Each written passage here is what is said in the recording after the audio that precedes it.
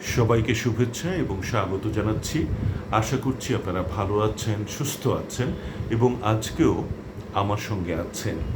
আজ আমি আইন ও আদালত সম্পর্কিত কিছু শব্দের শুদ্ধ উচ্চারণ নিয়ে কথা বলবো।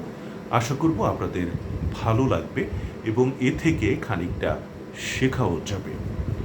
অজস্র শব্দ রয়েছে আইন আদালত সম্পর্কিত, সেগুলো আপনারা খুঁজে খুঁজে বের করবেন, তাহলে অনেক শব্দ জানা হয়ে যাবে এবং খানিকটা অর্থ জানার চেষ্টা করবেন। তো আজকে আমি কিছু শব্দের উচ্চারণ করছি যেগুলো আমাদের খবরে প্রায়শ এসে থাকে আমাদের সামনে।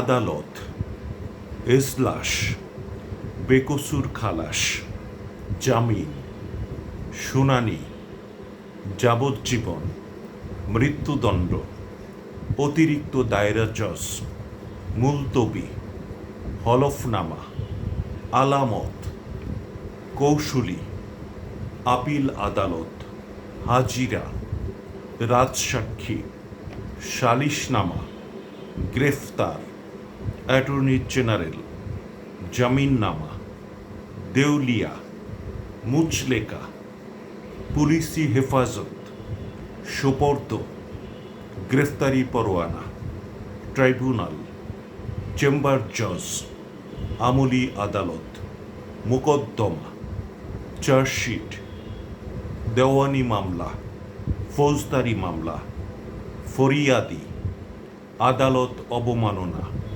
ডিক্রি, সাফ কবলা, মামলা খারিজ, দলিল দস্তাবেজ, শত্রু সম্পত্তি, বাজেয়াপ্ত, গেজেট, অভিশংসন, সুরথাল, ময়না তদন্ত, বিচারিক কার্যক্রম, এখতিয়ার, শ্রম আদালত ইত্যাদি।